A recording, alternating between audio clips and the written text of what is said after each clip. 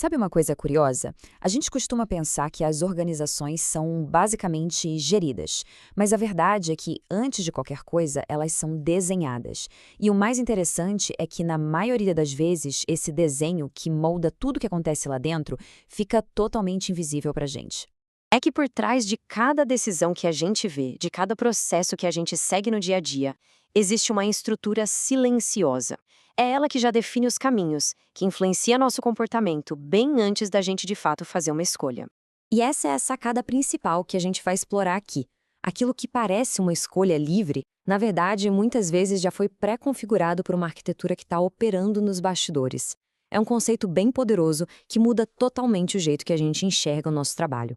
Para a gente entender isso melhor, vamos começar falando de um papel que todo mundo aqui conhece muito bem. O daquele profissional treinado para executar tarefas, sabe?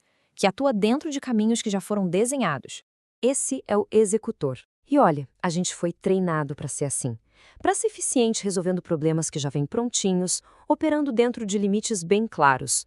Ser um executor dá uma sensação de segurança, de previsibilidade, e isso é super importante para qualquer sistema funcionar. Mas aí, do outro lado, a gente tem o arquiteto.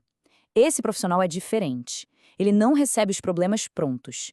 É ele quem decide quais problemas realmente importam.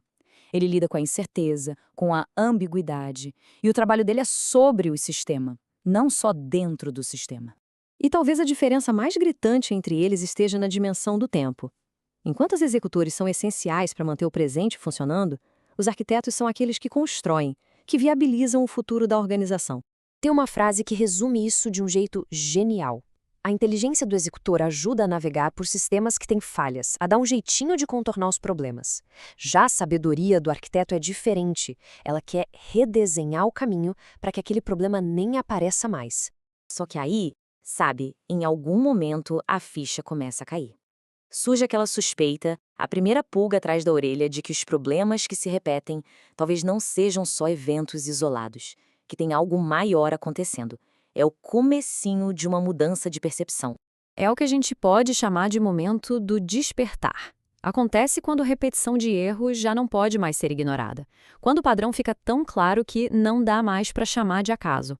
Fica evidente que existe um desenho por trás de tudo. A questão toda é essa. A gente foi treinado para ver os eventos, as coisas pontuais, e não o sistema como um todo. Mas quando um mesmo problema volta a acontecer de novo, a gente não está mais lidando com uma falha individual. A gente está encarando o resultado de um design. E isso muda tudo na hora de fazer a pergunta. Em vez de ficar procurando um culpado, de perguntar quem errou, a pergunta do arquiteto é outra. O que, na estrutura, tornou este erro provável? Essa mudança de foco, nossa, ela é transformadora. Ok, se a gente entende isso, a pergunta natural é: como é que essas estruturas invisíveis funcionam na prática? Vamos dar uma olhada nas arquiteturas que guiam e controlam o comportamento nas organizações. Então, como exatamente essas arquiteturas invisíveis nos governam? A literatura nos dá dois modelos bem poderosos e contrastantes para a gente pensar sobre isso. De um lado, a gente tem um modelo de Orwell, lá no livro 1984, onde o controle vem pelo medo, pela vigilância constante, pela ameaça. Do outro, tem um modelo de Huxley, em Admirável Mundo Novo, em que o controle funciona pela satisfação, pelo consumo sem fim, pela distração. São duas lógicas bem diferentes, mas com o mesmo objetivo: reduzir a imprevisibilidade do comportamento. E olha, isso não é só coisa de livro não. Trazendo para nossa realidade, pensa num sistema de gestão, um ERP. Um design baseado no medo vai ter o quê? Bloqueios rígidos, penalidades no sistema, aprovações que nunca acabam. Já um design baseado na felicidade cria fluxos simples, sugestões automáticas, escolhas guiadas. Ele vai nos levando suavemente pelo caminho que foi desenhado. Então, o ponto não é acabar com o controle, de jeito nenhum.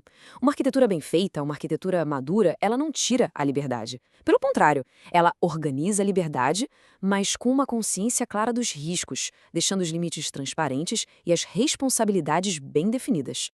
E essa jornada toda de percepção, ela leva a gente para um momento de clareza total. É a lua cheia, entende? A arquitetura que antes era invisível, agora está ali, completamente iluminada. A estrutura finalmente se torna visível.